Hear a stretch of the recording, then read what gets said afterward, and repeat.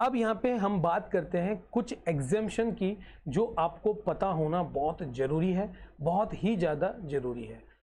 सबसे पहली टर्म आती है गोइंग कंसर्न की, कि बिजनेस जब स्टार्ट किया जाता है तो उसका मायने ये होता है, ऐसा नहीं होता है कि बिजनेस आज स्टार्ट हुआ तो हम ये मान के बैठे 3 साल हम बंद कर देंगे। ऐसा नहीं, कि बिजनेस कंटिन्यू चलता है, जिसी के कारण हम हर साल अपने फाइनल अकाउंट बनाते रहते हैं, प्रेजेंट करते रहते हैं। तो हम ये मान के चलते हैं हर साल बिजनेस चलता रहेगा। और एक बार जो अकाउंटिंग प्रैक्टिस हमने फॉलो कर ली, अगर किसी भी तरह का चेंजेस नहीं करना है तो हम उसकी कंसिस्टेंसी मेंटेन रखते हैं। और उसके बाद एक्रूअल बेसिस का मतलब होता है जो खर्चा जिस साल का है उसे वहीं दिखाने की कोशिश करें, उसको आगे लेके ना जाएं। एक्रूअल बेसिस पे अगर वो खर्चा नहीं भी मिला है या आपका कोई पेमेंट आपको नहीं भी मिला, लेकिन वो पेमेंट उस पर्टिकुलर ईयर का होगा, उसको मैचिंग ना आगे जाके शिफ्ट ना करें। जैसे एग्जांपल के तौर पर ये 2023 है और ये 2024 है, आप मान लेते हैं 2023 की अकाउंटिंग कर रहे हैं, तो जो खर्चा जो एक्सपेंसेस इस साल का है वो इसी साल में शो कर दें, उसको इस साल में शो करने की कोशिश ना करें। ये एक एक्रूअल कॉन्सेप्ट रहता है कि हम जिसमें जो मैचिंग है उसी साल में उसको मैच कर दें, ठीक है।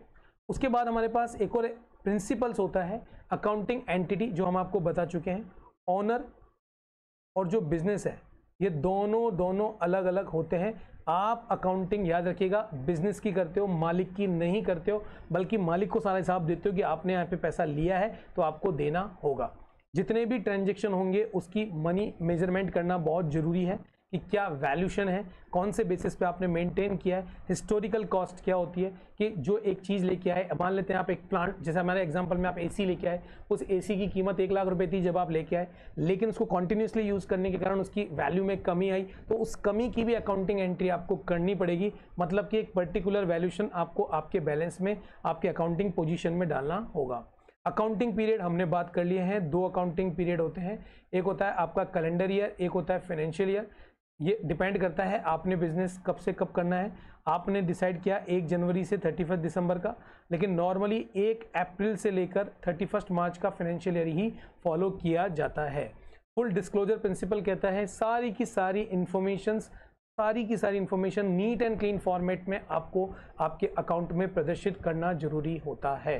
कॉस्ट कंसेप्ट कहता है कि जो चीज़ आप लेके आए उसकी वैल्यू भी कम हो रही है, तो उस वैल्यू की कम को भी आपके लिए आपको अकाउंटिंग में शो करना पड़ेगा। आप ऐसा नहीं बोल सकते कि आज बैलेंस शीट में हमने असेट्स को बड़ा चढ़ा के दिखा दिया और 1 साल भी बाद भी वही असेट्स हम दिखा रहे हैं, ऐसा पॉसिबल नहीं हो सकता। असेट्स की वैल्यू कम होती है, लैंड की वैल्यू डेप्रिशिएट नहीं होती है, बाकी सबकी डेप्रिशिएट होती ही है कि जो आप मोबाइल आज लेके आए हैं उस मोबाइल की कीमत कम हो जाती है, लेकिन लैंड आप देख रहे होंगे क्योंकि पॉपुलेशन बढ़ रही है तो लैंड की वैल्यू बढ़ती जाएगी। ड्यूल एस्पेक्ट प्रिंसिपल जो बहुत ज़्यादा आपके काम में आने वाला है, जिसे आपने सुना भी होगा कि 2 साइड्स होते हैं, एक होता है डेबिट और एक होता है क्रेडिट।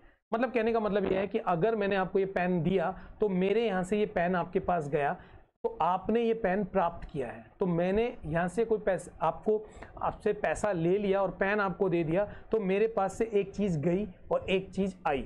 ये बहुत याद रखिएगा, आपके पास एक चीज़ आएगी और एक चीज़ जाएगी, उसी को हम ड्यूल एस्पेक्ट्स प्रिंसिपल कहते हैं कि हर एक ट्रांजैक्शन के 2 पहलू होते हैं जिनको हमारी अकाउंटिंग में हम डेबिट एंड क्रेडिट से बात करना चाहते हैं। अभी डेबिट एंड क्रेडिट कैसे क्लासिफाइड होगा ये आगे आपको पता लग जाएगा। तो यहाँ पे हमने एक फास्ट रिकैप आपको दिया है कि ये सारी की सारी जो प्रिंसिपल हैं आपके दिमाग में बिल्कुल ये सेट रहने चाहिए। आगे बढ़ते हैं। अब हमारी अकाउंटिंग में एक अकाउंटिंग इक्वेशन होती है जो कि हमने बताया कि इसके बेसिस पे एक बैलेंस शीट बनती है। हमेशा याद रखिएगा असेट्स जो होती है, जैसे असेट्स एग्जांपल के तौर पर 100 रुपए की है तो आपकी कैपिटल 70 रुपए की है, तो आपकी लायबिलिटीज जो है वो 30 रुपए की होनी चाहिए, तभी आपका जो बैलेंस है वो इक्वल रहेगा। तो इसी को लेकर हमारी अकाउंटिंग इक्वेशन बनी हुई है कि असेट्स जो होती है वो इक्वल करती है कैपिटल प्लस लायबिलिटीज के, मतलब कि आपकी लगाई गई पूंजी और बाहर से उठाया हुआ पैसा इक्वलेंट होना चाहिए असेट्स के। आप अगर ऐसा भयानक स्थिति कर देंगे कि असेट्स आपकी 90 है और यहाँ पे इसका टोटल आपका 110 है, तो आपकी बिजनेस की स्थिति बड़ी डामाडोल हो जाएगी, क्योंकि आप असेट्स बेच के भी आप इसको कवर अप नहीं कर पाएंगे, क्योंकि कहीं ना कहीं आपकी कैपिटल भी कंपनसेट हो रही है, तो उसके प्रोपोर्शनेट आपके पास एक लायबिलिटीज भी खड़ी हुई होगी। तो अगर ये हमेशा याद रखिए, आपकी असेट 100 है तो जब आप इन दोनों का मिक्सअप करेंगे तो उसका 100 ही होना चाहिए, कम नहीं होना चाहिए, नहीं तो आपको सर्वाइव करने में बहुत प्रॉब्लम होने वाली है। तो ये अकाउंटिंग इक्वेशन को आप ध्यान रखिए और इसी अकाउंटिंग इक्वेशन से आपकी बैलेंस शीट बनती है। याद रखिएगा बैलेंस शीट का फॉर्मेट क्या होता है, हम यहीं ये डिस्कशन कर लेते हैं। बैलेंस शीट इस तरीके से बनती है,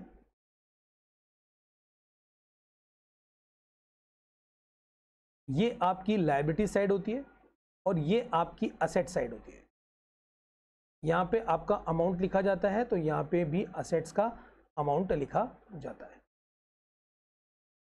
और ये जो इन दोनों का जब हम टोटल करते हैं तो ऑटोमेटिक अगर इसका टोटल 100 है तो इसका भी टोटल 100 होना चाहिए। यहाँ पे आपको कैपिटल भी दिखेगी और लायबिलिटीज भी दिखेगी। यहाँ पे आपको असेट्स दिखती है। तो हमने आपको बताया कि ये इक्विवेलेंट होनी चाहिए बच्चों इसके साथ। तो यही चीज़ जो है वो आपको फाइनल अकाउंट में बैलेंस शीट में दिखती है कि यहाँ पे लायबिलिटीज़ क्या क्या है वो दिखने लग जाती है और आपकी असेट्स क्या है वो आपको दिखने लगती है टी शेप्स में। ये टी शेप्स है, यहाँ पे आपको क्लियरेंस होना चालू हो जाता है। अब ये सबसे इंपॉर्टेंट टॉपिक हो जाता है जिसको आपको समझना बहुत ज़्यादा ज़रूरी हो जाता है कि हमारे जितने भी ट्रांजेक्शन्स होते हैं, जैसा कि हमने बताया था हर ट्रांजैक्शन में कोई ना कोई पर्सन, कोई ना कोई वस्तु इन्वॉल्व रहती है। तो उसको हमने अकाउंट्स में 3 पार्ट में बांटा है। एक होता है पर्सनल, एक होता है रियल और एक होता है नॉमिनल। ये आपको समझना बहुत ज़रूरी है। पर्सनल के अंदर हम 3 पार्ट में इसका क्लासिफिकेशन कर जाते हैं। एक ऐसा पर्सन जो कि नेचुरल होता है, आप, मैं और कोई पर्सन, मतलब कि राम, श्याम एंड मोहन। ये जो भी पर्सन इन्वॉल्व रहेंगे ये पर्सन होंगे, लेकिन ये कौन से पर्सन होंगे, नेचुरल पर्सन। वहीं अगर आर्टिफिशियल पर्सन की बात करें,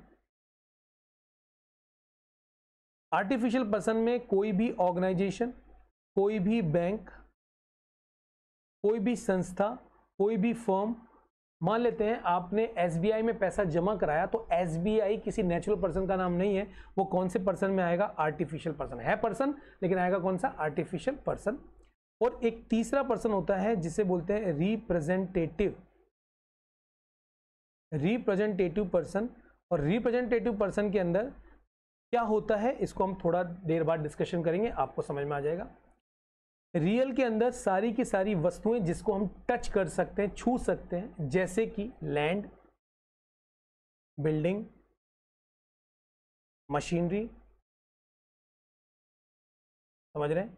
इसी तरीके से आपका प्लांट, कैश आप टच कर सकते हैं, छू सकते हैं, स्टॉक, ये सब आप छू सकते हैं। तो कौन सी कैटेगरी में जाता है, ये रियल की कैटेगरी में जाता है। वहीं नॉमिनल की कैटेगरी में 2 चीज़ आ जाती है, या तो आपको कोई ना कोई प्रॉफिट हुआ होगा या कोई ना कोई आपको इनकम हुई होगी, कोई ना कोई आपको लॉस लगा होगा जिसको हम एक्सपेंसेस भी बोल सकते हैं। ठीक है, जैसे मैंने बोला रेंट। अब रेंट कोई पर्सन थोड़ी है, लेकिन रेंट के आगे मैंने लिख दिया रिसीव्ड, तो अब आपको पता लग रहा है अच्छा ये हमको एक तरीके की इनकम हो गई। इसी तरीके से अगर मैंने रेंट लिख के पेड कर दिया तो अब आपको समझ में आएगा कि रेंट हमने खर्चा किया है, एक्सपेंसेस किया है। तो ये एक्सपेंसेस और ये इनकम जो है वो कौन सी कैटेगरी में जाती है, नॉमिनल नेचर की कैटेगरी में जाती है। तो जितने भी आपके प्रॉफिट लॉसेज हैं, या मैं कहूँ जितने भी खर्चे हैं, जितने भी आपकी इनकम है, वो पार्ट कौन सा जाता है, नॉमिनल का। जैसे सैलरी, अब मैं सैलरी के आगे कुछ भी नहीं बता रहा, तो हमारी अकाउंटिंग कहती है आप पहले से बेनिफिट इसको नहीं मान सकते, तो आप ये इसको खर्चा ही मानेंगे। मैंने बोला रेंट, मैंने बोला सैलरी, मैंने बोला इलेक्ट्रिसिटी, तो ये एक्सपेंसेस ही है। जब तक मैं ये नहीं बोलूँ रेंट रिसीव्ड, तब आप इसको मानेंगे कि हमको मिला है। ये बात बिल्कुल अच्छी तरीके से आप समझ लें। इसी तरीके से जो आप बिजनेस में परचेज करते हो, परचेज भी आपके लिए एक तरीके का माल आ रहा है, लेकिन वो एक्सपेंसेस की तरह ट्रीटमेंट कर रहा है। इसी तरीके से आपकी सेल्स जो है वो आपके लिए एक तरीके की इनकम है, तो वो इसीलिए नॉमिनल अकाउंट की तरह ट्रीटमेंट करती है। बहुत सी बुक्स में क्योंकि परचेज गुड्स हम टच कर सकते हैं, छू कर सकते हैं, तो रियल अकाउंट के अंदर भी रखते हैं, तो उससे कोई दिक्कत नहीं है। आप यहाँ पे इसको परचेज और सेल्स एक्सपेंसेस के और इनकम के रूप में देख सकते हैं। तो यहाँ पे जैसे देखिए कि हम आपसे पूछ रहे हैं कि बिल्डिंग जो है वो कौन से अकाउंट में जाएगी, तो आपको समझ होना चाहिए वो रियल अकाउंट में जाएगी। अगर आपने SBI में कोई पैसा जमा कराया है तो SBI जो है वो पर्सनल अकाउंट में जाएगी, आर्टिफिशियल पर्सन के अंदर। हमने आपसे पूछा कि कोई भी आपके पास प्लांट है तो कौन से अकाउंट में जाएगा, तो आपको पता होना चाहिए कि इसका नेचर है रियल अकाउंट का। इसी तरीके से मान लेते हैं शाम जो है जिसको आपने गुड्स बेचा है तो ये नेचुरल पर्सन की कैटेगरी में जाएगा। इस तरह का एनालिसिस करना बहुत जरूरी है, तभी आप सही एंट्री को पकड़ पाएंगे, सही एंट्रियां बना पाएंगे, क्योंकि हर अकाउंट का अपना एक रूल्स होता है, उसी से आप ड्यूल एस्पेक्ट्स में डेबिट एंड क्रेडिट को पकड़ पाएंगे। ठीक है, अब यहाँ पे दो चीजें बहुत जरूरी है। एक तो होता है कैपिटल, कोई आपसे पूछ ले कि कैपिटल अकाउंट कौन से नेचर का है इन तीनों में से, और ड्राइंग्स जो है वो कौन से नेचर की है, तो आप याद रखिएगा कैपिटल एंड ड्राइंग्स जो होती है, क्योंकि कोई ना कोई पर्सन लगाता है या कोई ना कोई फर्म लगाती है या फिर वो पैसा निकाल लेती है, तो फर्म या पर्सन लगा रहा है, इसीलिए इसको हमेशा पर्सनल की क्लासिफिकेशन में रखा जाएगा दोस्तों। ठीक है, ये जो सेशन है ये बहुत ही ज़्यादा इंपॉर्टेंट है, आशा करते हैं कि आपको ये समझ में आया होगा। जैसा मैं आपसे पूछना चाह रहा हूं कि आप जिस रूम में बैठे हैं, आपके सामने जो ये लैपटॉप या डेस्कटॉप पे आप देख रहे हैं, बताइए इन तीनों में से कौन सा है, तो आप समझ पा रहे होंगे क्योंकि आप इसको टच कर सकते हैं तो ये रियल है। इसी तरीके से जो आपका कीबोर्ड है जिसको आप टच कर सकते हैं वो रियल है। आपके जिसमें AC लगा हुआ है या फैन है वो कौन सा आपका है, वो रियल अकाउंट है। याद रखिएगा, जैसे ही आपके रूम के अंदर मिस्टर श्याम आते हैं या राम आते हैं या आपका भाई आता है, तो उसका जो नाम है वो आपके कौन से अकाउंट में जाएगा, पर्सनल के अकाउंट के अंदर जाएगा, नेचुरल पर्सन के अंदर। जैसा आप ये कोर्स सीख रहे हैं, इस कोर्स को कौन सी ऑर्गेनाइजेशन सिखा रही है, आरओ कंप्यूटर क्लासेस सिखा रही है, तो आप आरओ कंप्यूटर क्लासेस को किस कैटेगरी में करेंगे, आर्टिफिशियल पर्सन की कैटेगरी में आप इसको रखेंगे। ठीक है, इसी तरीके से अगर आप जिस कमरे में बैठे हैं, आप किराए के कमरे में, तो इसका जो रेंट आने वाला है, जो रेंट खर्चा आने वाला है, वो आपका नॉमिनल अकाउंट होगा। तो सेम टू सेम बिजनेस में भी इसी तरीके के खर्चे चलते हैं, इसी तरीके की पार्टियों के साथ लेन देन होता है, कुछ आइटम आता है, कुछ आइटम जाता है। ये सारा का सारा क्लासिफिकेशन इन तीनों ही अकाउंट में होता है, और इन तीनों ही अकाउंट के एक रूल्स होता है जिससे कि हमारी एंट्री बनती है। आशा करते हैं यहां तक का कंसेप्ट आपको अच्छी तरीके से समझ में आ गया होगा दोस्तों। आगे बढ़ते हैं। अब जैसा कि आपने पढ़ा कि हमारे यहाँ पे 3 अकाउंट होते हैं, इस 3 अकाउंट के अंदर personal account, real account and nominal account आपको दिख रहा है। और जब हम कोई एंट्री बनाते हैं तो एंट्री कैसे बनता है, चला पहले एक एग्जांपल आपको बताते हैं। जैसा कि हमने एक एंट्री बनाई, Ram account DR to sales account. पहले से अकाउंटिंग का ऑपरेशन करते हैं। यहाँ पे आप देख पा रहे हैं ये पर्सन है और यहाँ पे लिखा हुआ है DR।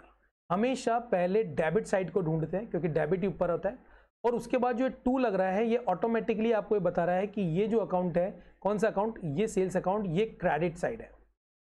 तो हमारी entry Ram account DR to sales account ऐसे बनती है। तो सबसे पहले आपको DR और उसके बाद CR फाइंड आउट करना पड़ता है। CR को मेंशन करने की जरूरत नहीं होती है, 2 के साथ ही ऑटोमेटिकली CR लग जाता है।